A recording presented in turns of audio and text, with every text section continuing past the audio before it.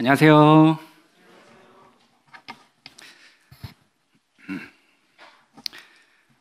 네, 성도님들 반갑습니다. 우리 살면서 우리가 사랑에 대해서 가장 기억에 남으시는 그런 사랑이 있으신가요? 어떤 분들은 이제 지금 옆에 계신 사랑하는 아내와 남편, 그런 사랑, 또 어떤 분들은 자식을 키우시면서 그 고생스럽게 키우셨던 그 자식을 향한 그러한 사랑, 또 어떤 분들은 또 하나님께서 우리에게 베푸신 그런 사랑을 생각하셨을 수도 있을 것 같습니다. 사랑에 관해서 우리가 이야기를 한다면 몇 날 며칠 밤새워 이야기를 하더라도 이야기할 것들이 너무나 많겠죠. 하지만 오늘은 우리가 알고 있는 그러한 사랑, 그 사랑과는 조금 다른 하나님의 사랑에 관해서 이야기를 하려 합니다. 주위 옆에 계신 성도님들 한번 얼굴 한번 보시겠어요? 아마도 좀 사랑하는, 좀 친한 그런 성도님들을 마주하고 계실 텐데요. 또 그 옆에, 다른 앞에, 뒤에 이렇게 보시면은 어떠신가요? 내가 사랑을 나타내셨거나 내가 사랑하는 사람 혹은 나의 사랑을 많이 받고 있는 그런 사람들이 다 계신가요? 네.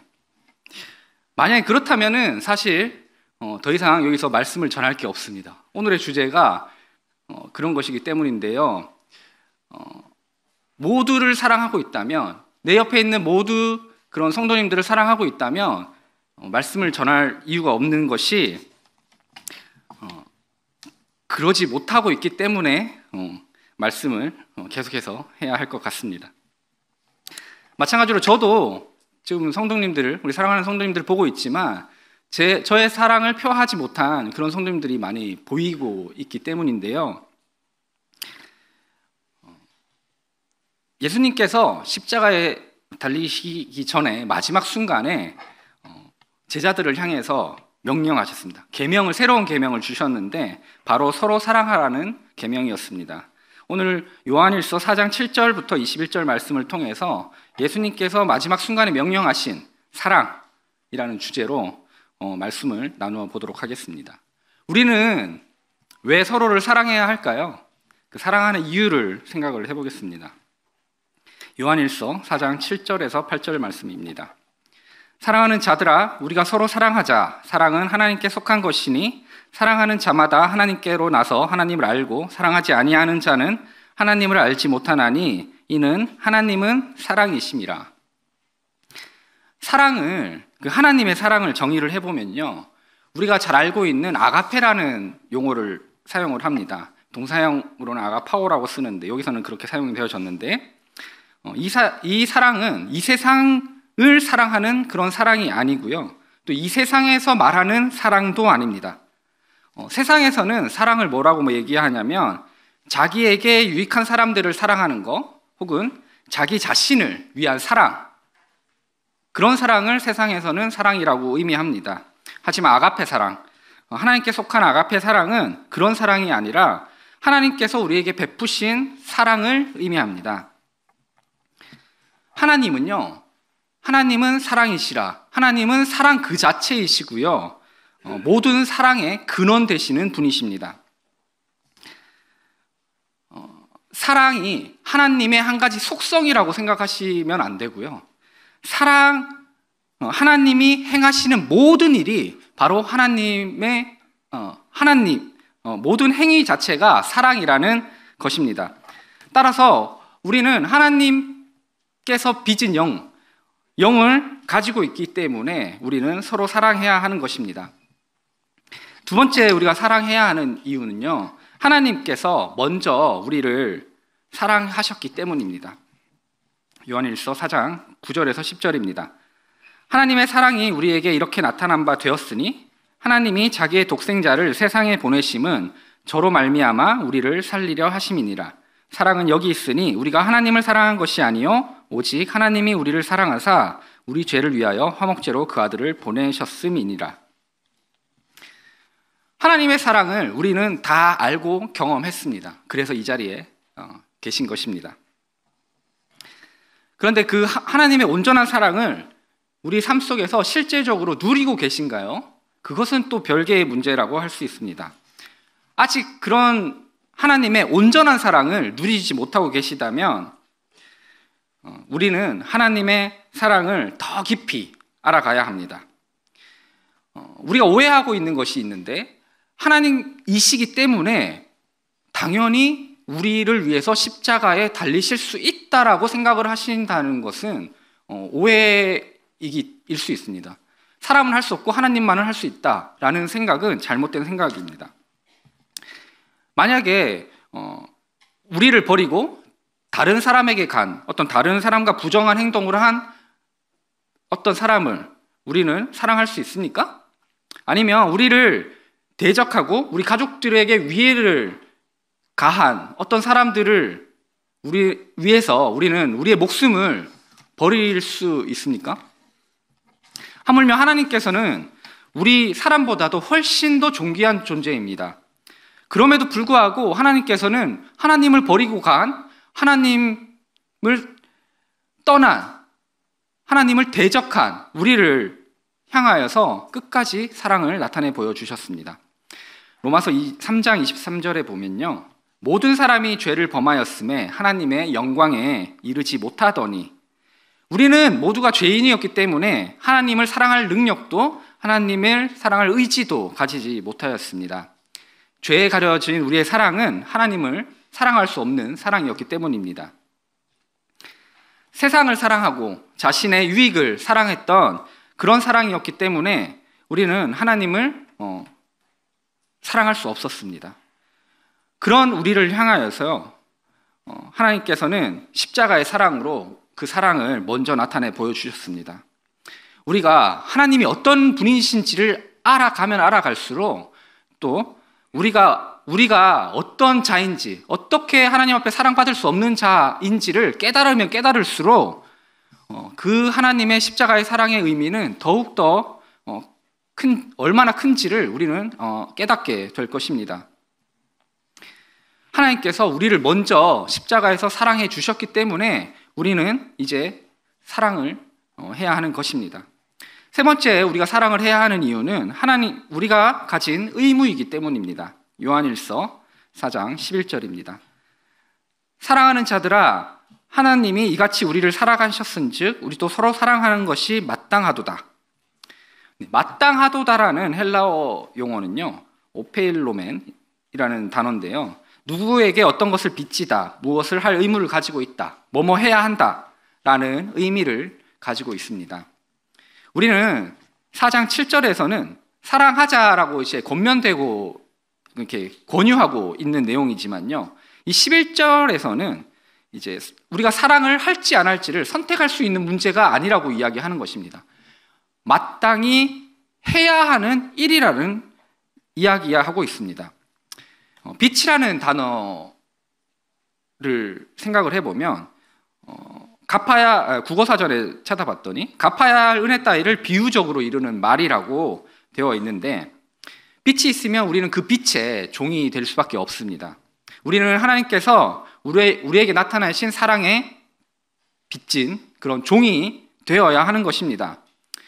이제는 그 사랑의 빛에 반응을 해야 하는데요, 로마서 13장 8절에 보면 이런 말씀이 있습니다. 피차 사랑의 빛 외에는 아무에게든지 아무 빛도 지지 말라. 우리는 세상에 어떤 빛도 지지 않기 위해 노력을 해야 합니다. 그런데 사도 바울은 사랑의 빛을 예외로 말씀하고 있습니다. 우리가 서로 사랑하여서 사랑의 빛을 만들고 그 사랑의 빛의 크기를 계속해서 키워나가야 하는 것입니다. 놀랍게도 그 사랑의 빛은 예수님이 다시 오실 그날까지 계속해서 확장되어질 것입니다. 우리 다음 세대에도 전해질 것이 그 사랑의 빛입니다. 그것이 하나님께서 우리에게 사랑을 나타내시고 사랑을 전해가는 방법입니다. 우리는 그래서 사랑해야 할 의무를 가지고 있는 것입니다. 우리가 사랑해야 할 네 번째 이유는 하나님께서 우리에게 맡기신 일이기 때문입니다. 요한일서 4장 12절 말씀을 보시면요, 어느 때나 하나님을 본 사람이 없으되 만일 우리가 서로 사랑하면 하나님이 우리 안에 거하시고 그의 사랑이 우리 안에 온전히 이루느니라. 아무도 하나님을 본 사람이 없습니다. 모세도 하나님을 본 것이 아니라 가서 하나님의 음성을 들으신 거죠. 하나님은 이 문제를 해결하셔야 했습니다. 그래서 하나님이 첫 번째 방법을 생각하셨습니다. 바로 예수 그리스도를 이 땅으로 나타내 보내신 것입니다. 그래서 우리는 그 예수 그리스도를 바라보고 살아계신 예수님의 모습을 바라보고 하나님이 어떤 분이신지를 볼 수 있었습니다. 두 번째 방법이 또 있었습니다. 예수님께서 돌아가셨기 때문에 그러면 지금은 어떻게 하나님의 모습을 볼 수 있을까? 어떻게 나타내 보이실까가 하나님이 숙제였습니다. 그래서 두 번째 방법을 우리에게 나타내 보여주셨는데, 이제 우리가 구원을 받은 성도들이 있습니다. 그 구원받은 새로운 피조물이 된 그 성도들을 통해서 하나님께서 하나님의 모습을 나타내 보이도록 하신 것입니다. 우리는 구원을 받았다는 의미가요, 우리가 영원히 죽음에서 해방되었다는 의미뿐만이 아니라 이제는 살아가면서 하나님의 모습을 나타내 보일 수 있는 어떤 특권을 받은 것입니다. 그게 얼마나 놀라운 특권이냐면 예수님과 동일한 사명을 어떻게 우리에게, 죄인이었던 우리에게 나타내라고 사명을 주신 것입니다. 예수님께서 하나님의 모습을 세상에 나타내는 일은 너무나 자연스러운 일이었습니다. 하나님과 예수님은 동등하신 분이었기 때문입니다. 하지만 죄인이었던, 하나님의 대적자였던 우리들은 하나님의 모습을 나타낼 수 없는 존재이지 않겠습니까? 그런데 하나님께서는 우리를 사랑하셔서 우리를 새로운 피조물로 만드시고 구원하셔서 이제는 하나님의 모습을 세상에 드러내도록 우리에게 요구하고 계신 것입니다. 우리가 서로 사랑한다면 세상 사람들은 우리를 보면서 하나님의 모습을 볼 수 있을 것입니다. 가능하실까요? 그 영광스러운 특권을 우리는 해내야 하는데, 그래서 우리는 서로 사랑을 해야 합니다. 그런데 큰 문제가 있습니다. 저와 우리 사랑하는 성도님들이 가지고 있는 큰 문제가 있어요. 머리로는 완전히 동의하지 않으십니까? 이제 사랑해야지. 맞잖아요. 마음속에 동의됩니다. 여기서 동의 안 하시는 분이 계신가요? 그런데 실제로 사랑을 하려고 하면 잘 되지 않습니다. 그렇지 않으신가요? 저만 그런가요? 그래서 사랑의 비법이 필요했습니다. 하나님께서는 사랑의 비법을 우리에게 주셨습니다. 그 사랑의 비법의 첫 번째는 성령을 통해서 사랑해야 하는 것입니다.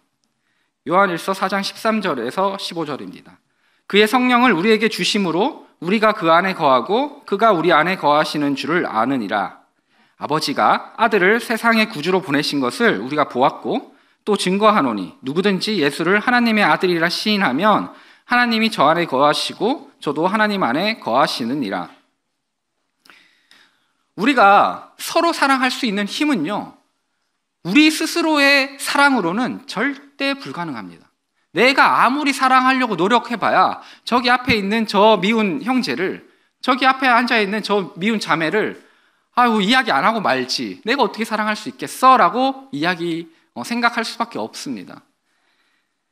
그래서 우리는 그 사랑의 힘을 우리 안에 계신 성령님을 통해서 사랑을 해야 하는 것입니다.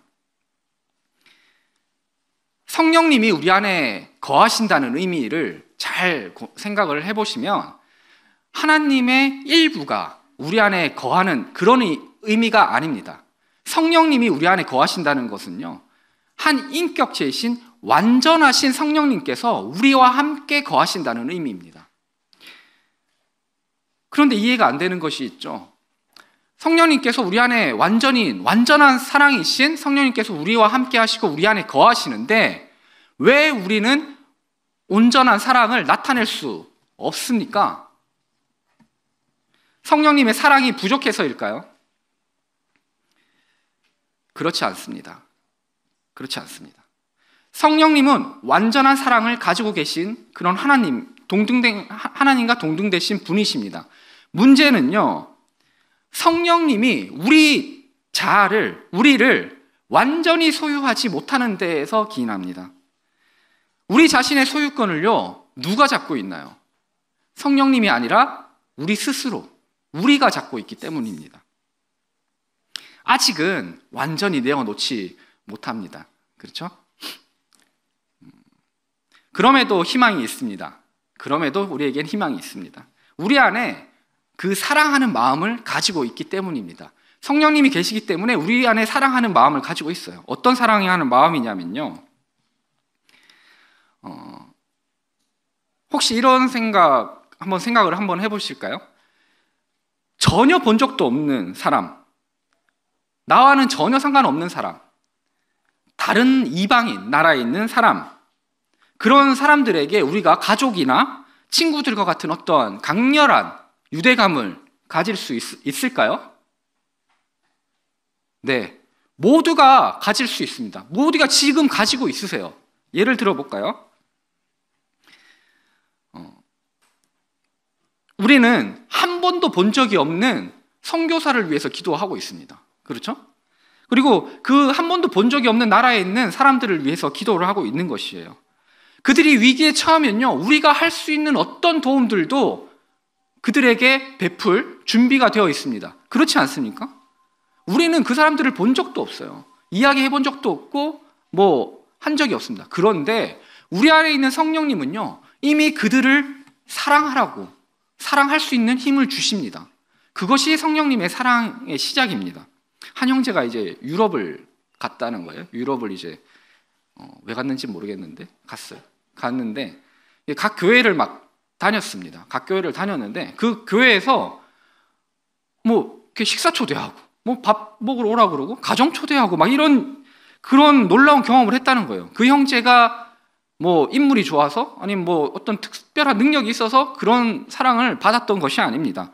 다만 예수 그리스도를 믿는 믿음 안에서 성령이 하나 되게 하신 그 사랑으로 그 형제를 사랑으로 아껴주고 받아주고 밥 먹여주고 한 것이겠죠.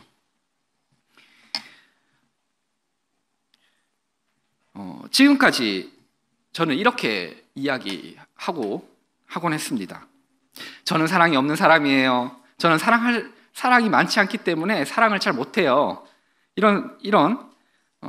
그런 핑계를 마치 사랑하지 않아도 되는 이유인 것처럼 그런 핑계를 제 스스로에게 만들어주고 있었던 것 같습니다.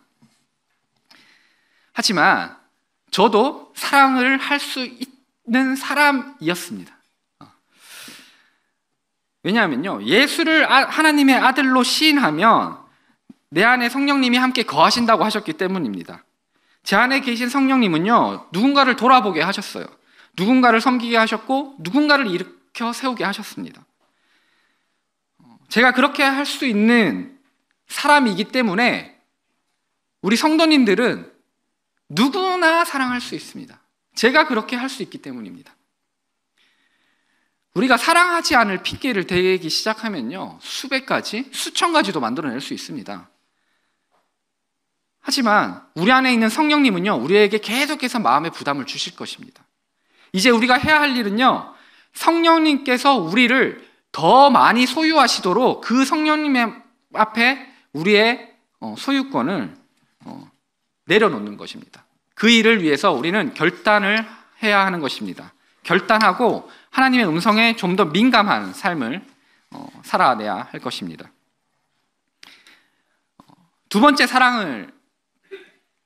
서로 사랑하기 위한 비법은요, 하나님을 더 사랑하는 것입니다. 요한일서 4장 16절 말씀입니다. 하나님이 우리를 사랑하시는 사랑을 우리가 알고 믿었노니 하나님은 사랑이시라. 사랑 안에 거하는 자는 하나님 안에 거하고 하나님도 그 안에 거하시느니라. 우리는 하나님이 우리를 사랑하신 그 사랑을 알고 있습니다. 우리는 사랑이신 하나님을 더욱 사랑해야 하는데 사랑을 하기가 쉽지 않으신가요? 사실 하나님을 사랑하는 게 세상에서 가장 쉬운 일 아닙니까? 저에게 필요한 것을 공급해 주시고 제가 위기 상황에 처하면 하나님 앞에 간구할 수 있고 그런 존재를 사랑하는 건 너무나 쉬운 일이지 않습니까? 우리가 하나님을 사랑하지 않고 있다면, 덜 사랑하고 있다면 그 이유는 하나밖에 없습니다. 우리가 하나님이 어떤 존재인지를 더 정확하게 알지 못하고 있다는 것입니다. 하나님이 우리를 어떻게 사랑하시는지, 우리를 얼마나 보호하고 계신지를 알지 못하고 있기 때문입니다. 그래서 우리는 그분을 더 알려고 노력을 해야 합니다. 그분과 더 친해지도록 노력을 해야 하는 것입니다. 우리에게 사랑이 부족하다면 사랑의 근원 대신 그 하나님에게서 그 사랑을 가져와야 되는데, 그러기 위해서는 우리는 그 하나님의 더욱더 사랑을 해야 하는 것입니다. 친한 친구들을 한번 생각을 해보시면 어떻게 친해지셨나요? 그 친구들과 밥도 먹고 같이 놀기도 하고 같이 싸우기도 하고요. 같이 밤을 지새우며 어려움을 나누고 기쁨도 함께 나누고 그런 생활들을 함께 했을 때 훨씬 더 친한 친구가 되지 않았습니까? 우리도 하나님과 그런 시간을 함께 보내야 하는 것입니다. 하나님과 희노애락을 함께하는 시간들을 보내야만 우리는 하나님을 더욱더 사랑할 수 있습니다. 어떻게 해야 될까요? 그러기 위해서는 먼저요, 하나님 앞에 기도로 시작하셨으면 좋겠습니다. 기도로. 우리 마음을 모두 내려놓고 하나님 앞에 기도하는 일부터 시작하면 좋겠습니다. 그리고 그 기도를 한 후에 하나님께서 우리에게 뭐라고 말씀하시는지를 민감하게 들으시면 좋겠습니다. 그 말씀을 통해서 하나님이 나에게 원하고 있는 일이, 나에게 말씀하시고 있는 일이 무엇인지를 들으셔야 합니다. 그 뜻을 알으셔야 합니다. 그리고 그 말씀을 통해서 우리는 위로를 받고요, 격려를 받고 하나님을 찬양할 수 있는 삶의 경험을 하실 수 있을 것입니다. 그 말씀을 통해서 우리는 하나님이 주시는 힘, 하나님이 주시는 에너지를 가지게 될 것입니다. 그러면요, 우리에게 찬양이 넘쳐나고 감사가 넘쳐나고 예배가 넘쳐나는 그런 삶이 될 것이고요. 그렇게 되면 하나님을 더욱더 신뢰하고 하나님을 더욱더 사랑할 수 있을 것입니다. 맞습니다. 잔소리처럼 들리시죠? 기도하고 말씀 보고 예배해라, 항상 누군가가 얘기하는 일 맞습니다. 왜 그렇게 하라고 말씀하냐면요, 그것밖엔 답이 없습니다. 다른 방법은 없어요. 방법은 그거밖에 없습니다. 우리가 이 땅에서 살아가는 이유가 하나님과 친밀히 교제하고 하나님의 사랑을 드러내려는 그런 삶을 살려는 것이 우리의 삶의 목적이 아닙니까? 그렇다면 다른 방법은 없습니다. 하나님께 기도하고 하나님이 뭐라고 하는지 말씀 듣고 그분을 찬양하고 그분을 예배하고 그분이 우리 삶에 개입하도록 우리 공간을 내어주는 거, 그밖에 없습니다. 그렇게 꾸준히 하다 보면요, 우리 삶 속에서 하나님을 발견해내시고 그 기쁨을, 하나님이 나와 함께 하시구나 라는 그 기쁨을 온전히 누리실 수 있으실 것입니다. 그러면요, 누가 하지 말라고 그래도 하나님을 더 사랑하게 될 것입니다. 하나님을 더 사랑하면요, 우리 안에 계신 사랑의 근원 대신 하나님의 사랑이 우리를 통해서 자연스럽게 흘러 넘쳐날 것입니다. 사랑은 그런 것입니다. 사랑을 우리가 아무리 부으려고 해도요, 되지 않아요. 우리가 가진 사랑은 한계가 있습니다. 그 양이 많지 않아요. 그렇기 때문에 우리는 하나님으로부터 사랑을 가져와야 하는데, 우리 안에 하나님의 사랑이 넘쳐 흐르도록 우리 마음을 하나님 앞에 드리고 하나님을 사랑해야 하는 것입니다. 그것이 우리가 사랑할 수 있는 비법입니다.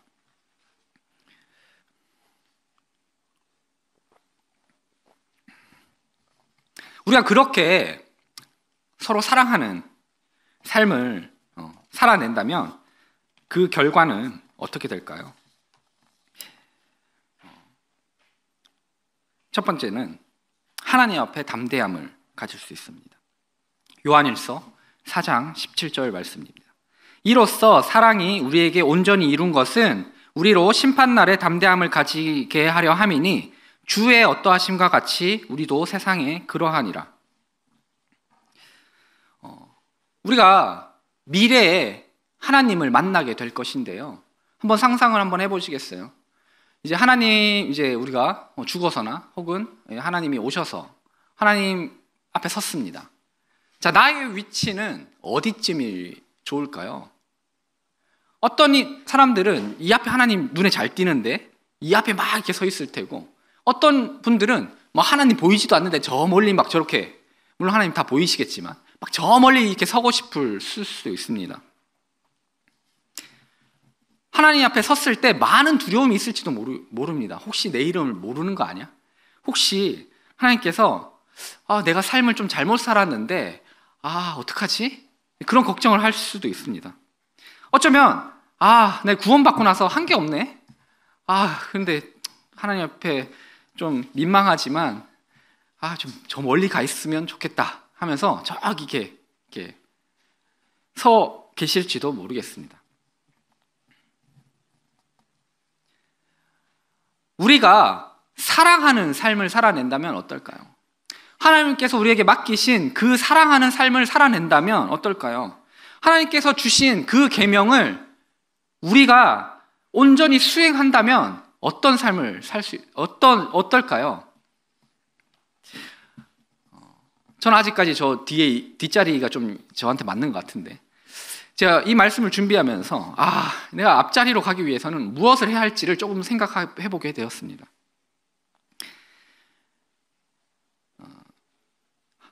우리가 서로 사랑하게 하면 되는 것이었습니다. 서로 사랑하는 거.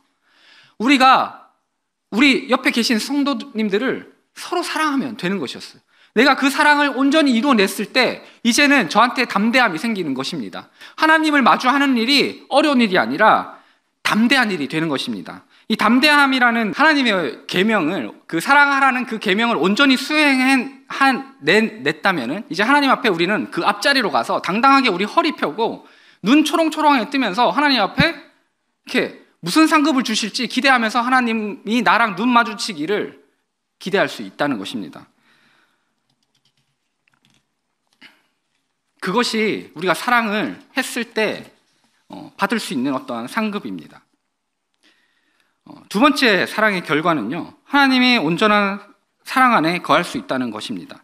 요한일서 4장 18절부터 19절입니다. 사랑 안에 두려움이 없고 온전한 사랑이 두려움을 내어쫓나니 두려움에는 형벌이 있음이라. 두려워하는 자는 사랑 안에서 온전히 이루지 못하였느니라. 우리가 사랑함은 그가 먼저 우리를 사랑하셨음이라. 온전한 사랑은 두려움을 쫓아냅니다. 어떤 사람이 나를 사랑한다는 것이 확실하다면 내가 그 사람을 두려워할 일이 없습니다. 제가 이제 결혼을 하고 나서 딸이 2명이 있습니다. 저 뒤에 앉아 있는데 이 딸들이 놀라운 일을 저한테 행합니다. 무슨 일인지 아십니까? 나의 사랑하는 저 딸들이 저한테 반말을 하는 거예요. 아니, 저 친구들과 제가 나이 차이가 한 30년 정도 차이 날 텐데 반말을 하는 겁니다. 그래서 얘기를 했어요. 반말을 왜 해? 반말 하지 마. 그랬더니 싫다는 겁니다. 왜 그럴까요? 왜 그럴까요? 아마도 저희 딸들은 우리 부부에게 두려움이 없는 것 같습니다. 아마도 장성할 때까지 그럴 것 같아요. 좀 이제 철이 들면 어머니, 아버지 이렇게 할 수도 있습니다. 왜 그러냐면 우리 딸 아이들은 우리가 저들을 사랑한다는 것을 계속해서 사랑해 줄 것이라는 것을 믿고 있기 때문입니다. 그래서 우리 부부 옆에서 항상 편안함을 느끼기 때문에 그럴 것 같습니다. 교육이 잘못된 건 아니고. 네. 경험적으로 아는 것입니다. 경험적으로 그 사랑을 아는 것입니다.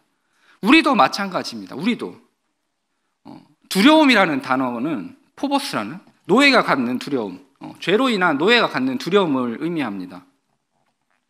이 두려움은 사랑과 함께 공존할 수 없는 것입니다. 하나님께서 우리를 먼저 사랑해 주셨습니다. 하나님과 관계가 온전한 사랑의 관계를 유지하고 있다면 하나님은 두려운 분이 아닙니다. 우리는 예수 그리스도의 사랑을 입었고 현재는 그 하나님의 사랑이 우리 안에 함께 거하는 그런 놀라운 사랑을 받았습니다. 그리고 그 사랑은 우리를 죄로부터 자유케 만들었습니다.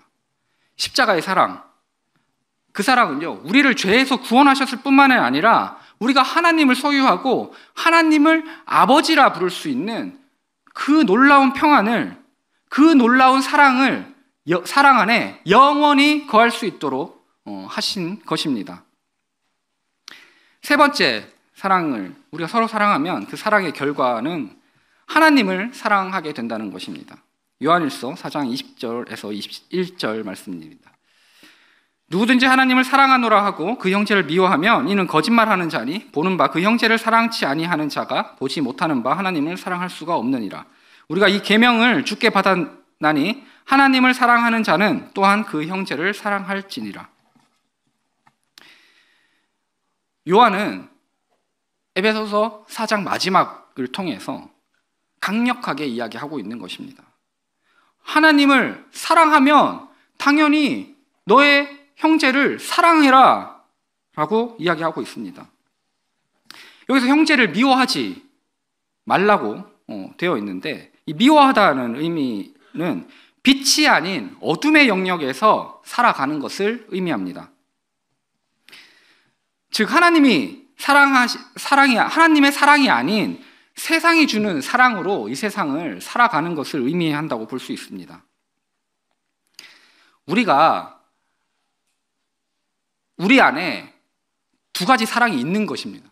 세상이 주는 사랑을 쫓을 것인가, 하나님이 주는 사랑을 쫓을 것인가에 대한 그런 갈등이 있는 것입니다. 세상의 것은요, 왠지 더 보기 좋아 보여요. 왠지 더 커 보입니다.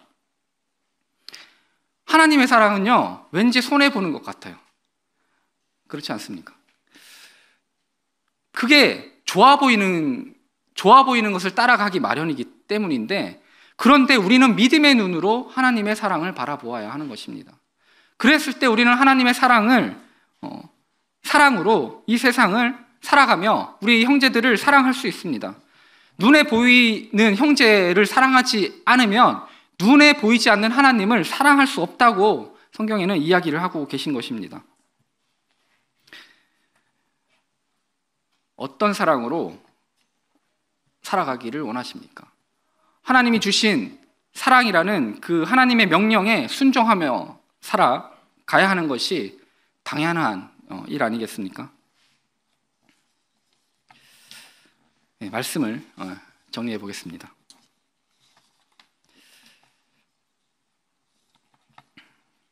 얼마 전에 우리는 사랑하는 성도님을 하나님 앞에 보냈습니다. 그 모습을 보면서 생각한 게 뭐냐면 우리의 삶이 길지 않구나, 짧구나, 그런 생각을 했어요.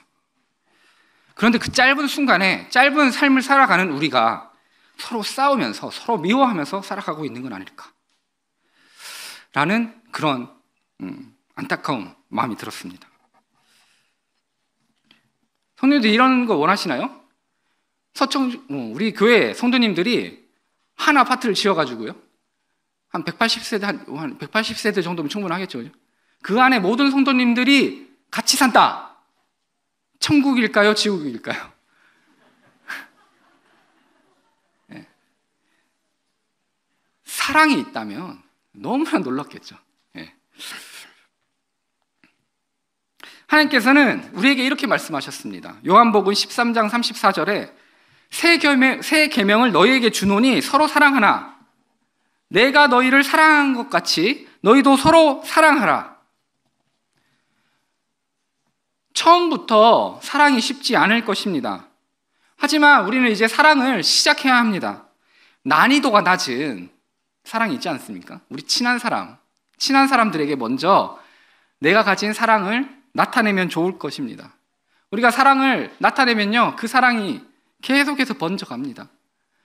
내가 받은 사랑을 그 사람에게 갚는 것이 아니라 나보다 낮은 사람, 나보다 더 필요한 사람에게 또 사랑이 전해지는 것입니다. 우리는 이 서로 사랑하는 것을 시작해야 합니다. 식사를 같이 시작해야 할 것이고요. 서로를 위해 기도하는 일들을 시작해야 할 것입니다.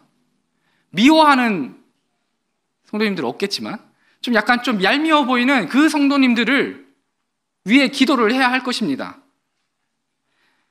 그 누군가에게 필요가 보이면 그 필요를 채우기 위해서 내가 조금 더 손해보는 일들을 시작하셔야 할 것입니다. 이 세상에서 내가 가지고 있는 것들을 나눌 수만 있다면 하나님이 나를 더 사랑해 주신다니까요. 그 일을 우리는 시작해야 합니다. 그러면 성령님이 우리 모두를 하나 되게 하실 것입니다. 사랑으로 하나 되게 하실 것입니다. 사랑으로 하나 된 교회, 그리고 하나님을 사랑하는 교회, 곧 우리가 만나야 할 교회가 되었으면 좋겠습니다. 기도하겠습니다.